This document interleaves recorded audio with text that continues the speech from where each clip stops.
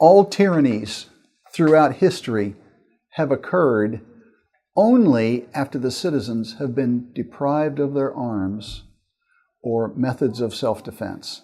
My name is Dick Heller, one of 6 plaintiffs in the 2008 D.C. versus Heller Supreme Court case. I had moved into D.C., bought my very first firearm, a Western handgun, buntline with a 9-inch barrel. And 3 months later, D.C. activated gun controls, where you must either turn in your gun to the government or destroy it or risk going to jail. My light bulb came on once when I said, they won't let me have a gun to protect me, but they'll give me a gun to protect them.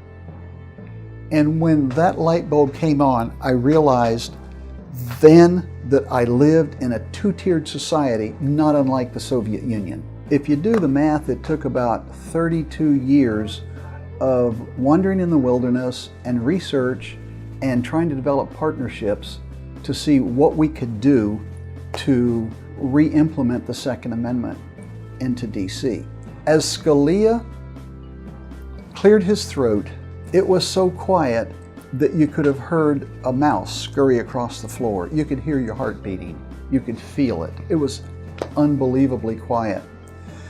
And his first statement was, "We are not here today to erase the Second Amendment from the Constitution of the United States." That was a magic moment.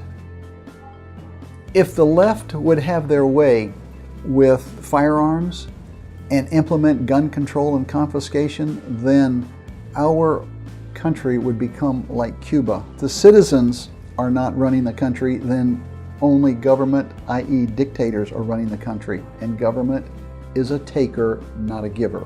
Since that magnificent Scalia decision, the Florida in 1986 implemented the first concealed carry license in America. That and the Scalia decision, we now have concealed carry in all 50 states.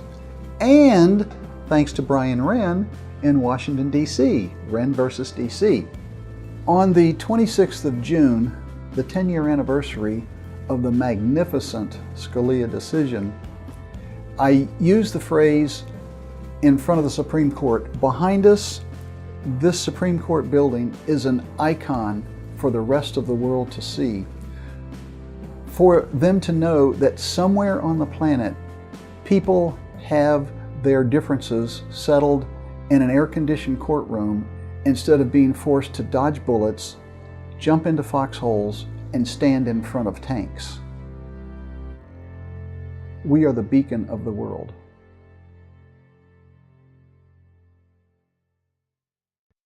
Well, thank you for the interview.